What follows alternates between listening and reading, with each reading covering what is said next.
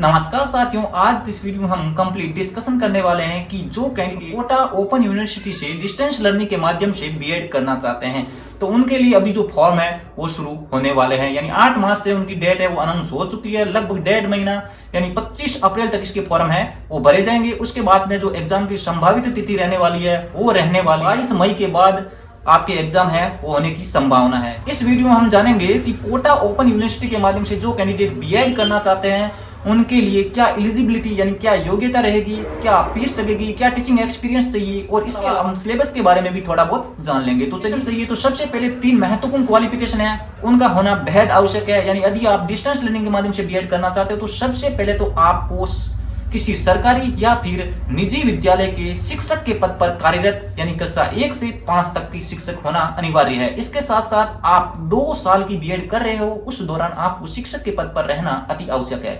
लेते हैं second qualification. ये जो क्वालिफिकेशन है बीएसटीसी, डीएलएड या फिर कोई समकक्ष क्वालिफिकेशन जो इसके बराबर या फिर इसके तुल्य हो, ये होनी चाहिए रेगुलर किसी मान्यता प्राप्त यूनिवर्सिटी से जो कि एनसीटीई की गाइडलाइन को फॉलो करता हो। तो यहाँ पर इसके अकॉर्डिंग यदि आपके पास क्वालिफिकेशन है तो आप इसके लिए एलिजिबल है। थर्ड जो क्वालिफिकेशन रहने वाली है वह रहने वाली है ग्रेजुएशन। तो ग्रेजुएशन में आपके 50% आप जनरल कैटेगरी से बिलोंग करते हो। यदि आप अदर यानी रिजर्व कैटेगरी यानी OBC, non criminal, SC, ST जितने भी एक्स्ट्रा जो कैटेगरीज है रिजर्व उनके लिए 5% की छूट यानी 45% प्लस आपके मार्क्स है तो आप उसके लिए एलिजिबल है।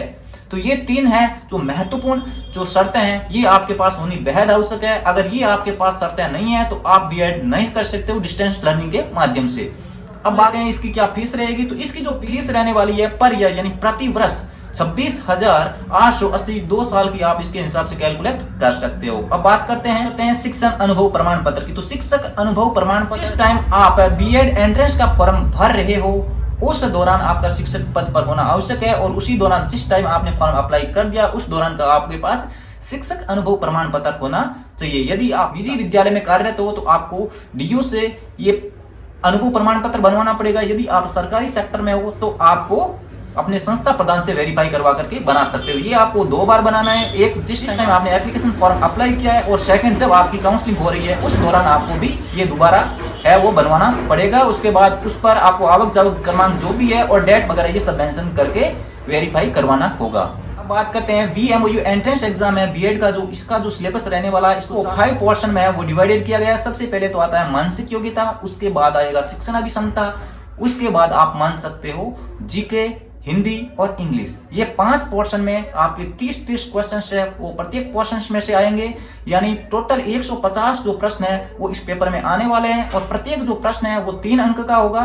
और इसके साथ साथ अगर आप नेगेटिव गलत करते हो तो पर अंक यानी 1 मार्क्स है वो आपका नेगेटिव हो जाएगा। इसके साथ साथ इसकी जो समय अवधि रहने वाली है वो 3 घंटे की होगी और ये प्रश्न पत्र है वो कंप्लीटली ऑब्जेक्टिव टाइप यानी ओएमआर शीट बेस्ड है वो टेस्ट होने वाला है। सिलेबस से रिलेटेड किसी भी प्रकार की क्वेरी है या फिर सैंपल प्रश्न पत्र चाहिए तो इसके लिए जो ओल्ड जो क्वेश्चंस है वीएमओयू बीएड से लास्ट ईयर के है वो सॉल्व करके हमारे यूट्यूब चैनल पर अवेलेबल है। वहां से आप प्लेलिस्ट में जाकर के वीएमओयू हेल्प पोर्टल नाम का एक प्लेलिस्ट बना रखा है उसमें जाकर के वो वाले ओल्ड पेपर है वो 15 मिनट के होंगे बड़ी मुश्किल से। तो वहां पर आप जाकर के उसको सॉल्व करके देख सकते हो कि किस प्रकार के जो क्वेश्चन है इस एग्जाम में पूछे जाते हैं। यहाँ पर थोड़ा सा जान लेते हैं कि मानसिक योग्यता है वो उसमें से नॉर्मल जो क्वेश्चंस आते हैं जो नॉर्मली कॉम्पिटिटिव एग्जाम में जो क्वेश्चंस आते हैं उसी टाइप के जो मानसिक योग्यता में प्रश्न आएंगे।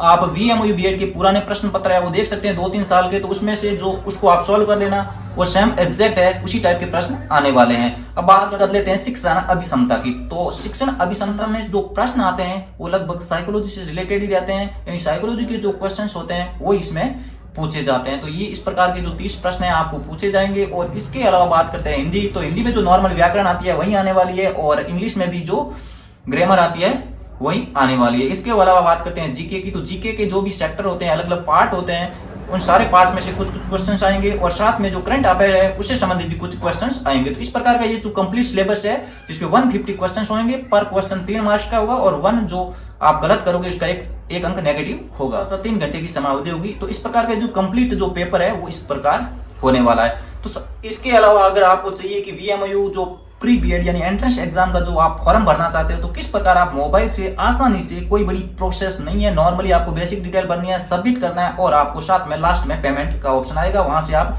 यूपीआई या क्रेडिट कार्ड वगैरह बैंक वगैरह नेट बैंकिंग से आप कर सकते हो। तो इस प्रकार का भी अगर आपको किसी प्रकार की समस्या किस फॉर्म है वो नहीं भर पाते हो तो इस आप कमेंट कर देना, इस प्रकार का वीडियो भी आपको प्रोवाइड कर दिया जाएगा। लर्निंग के माध्यम से कोटा ओपन यूनिवर्सिटी से बीएड करना सोच रहे हो तो इस प्रकार की जो सारी क्वालिफिकेशन आपके पास होनी बेहद आवश्यक है। अगर आपके पास इस प्रकार की जो योग्यता है, क्वालिफिकेशन है वो नहीं है, या फिर इनकम्प्लीट है, या फिर एनसीटी की गाइडलाइन को फॉलो नहीं करती है, तो आपको डिस्क्वालीफाई कर दिया जाएगा। तो साथियों, इस वीडियो के माध्यम से आपको काफी ज्यादा मदद मिली होगी कि किस प्रकार आप डिस्टेंस लर्निंग के माध्यम से कोटा ओपन से आप बीएड कर सकते हो। यदि वीडियो अच्छा लगा तो लाइक बटन को हिट करते हुए चैनल को शेयर और सब्सक्राइब कर दीजिए। फिर मिलते हैं नेक्स्ट वीडियो के साथ, तब तक के लिए जय हिंद, वंदे मातरम।